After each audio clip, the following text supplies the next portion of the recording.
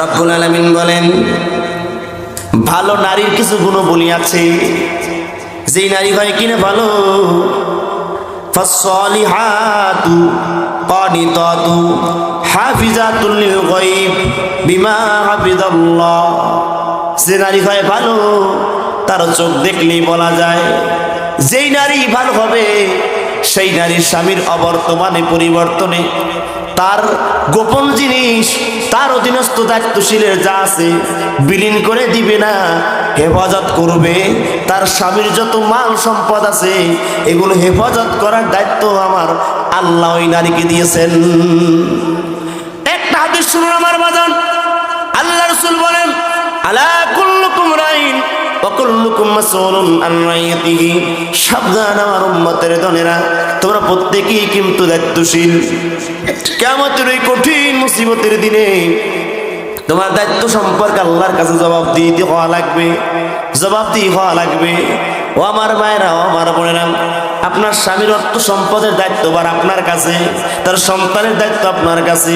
স্বামীর অবর্তমানে তার অর্থ সম্পদ অন্য কোথাও বিক্রি করে দেওয়া যাবে? জোরে কয় না। স্বামীর অর্থ সম্পদ গুলো চুরি কইরা অন্য কোথাও পাঠানো যাবে না, জোরে কয় না। স্বামীর অবর্তমানে আপনার ইজ্জত আপনার চরিত্রকে হেফাজত করতে হবে। আল্লাহ রাসূল বলে, ভালো নারীর গুণ কি জানো নাকি? 1 নাম্বার গুণ হলো ভালো নারী হবে তারা স্বামী যখন ডাকবে ডাকার সাথে সাথে সাড়া দিবে যারা। সুবহানাল্লাহ বলে। ভালো নারী হবে তারা স্বামী যখন ডাকবে স্বামীটাকে সাড়া দিবে তারা। অন্য হাদিসে রাসূল বললেন, তাকিদ দেওয়ার জন্য, প্রাধান্য দেওয়ার জন্য, বোঝানোর জন্য, গুরুত্ব আরোপ করার জন্য আল্লাহ রাসূল বলেন, ওই মেয়ে লোক যদি রান্না বান্নার মতো গুরুত্বপূর্ণ কাজেও ব্যস্ত থাকে, রান্না বান্নার কাজ ফালায়া সবার আগে তার স্বামীকে সময় দেওয়া তার জন্য দায়িত্ব আর কর্তব্য হয়ে যায়। গ্রামের একটা কৃষক গ্রাম থেকে কাজবাজ করে এসে কয়, পানি দাও, কয় ঢাইলা খাও, কথা কয় না।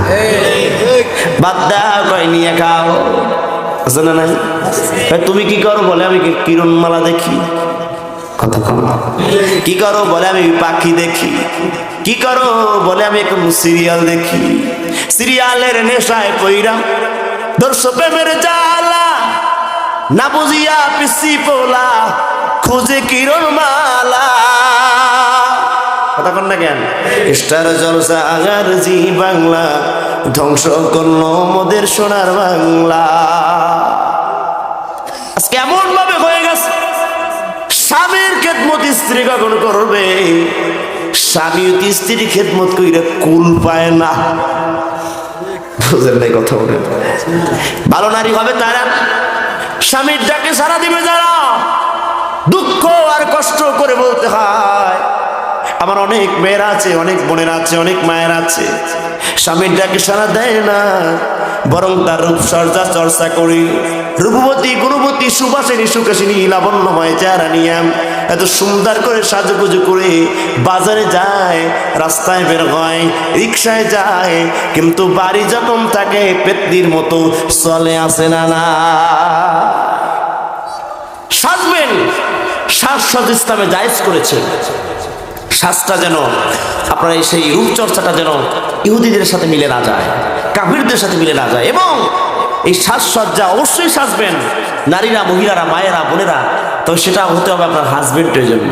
কিসের জন্য? জোরে কর। স্বামীর জন্য। আপনি যে সাজালেন নিজেকে, দেখাবেন কারে? স্বামীর না পর পুরুষরে? জোরে কয় না। আপনার মুখ সাজাই কারে দেয়? স্বামীর দেয়।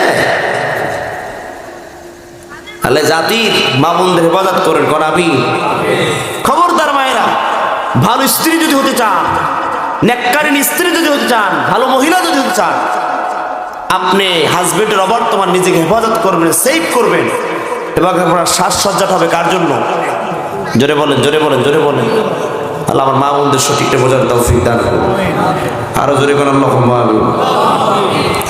রব্বুল আলামিন বলেন, ওয়াল্লাতী তাখাফুনা নুশুজাহুন্না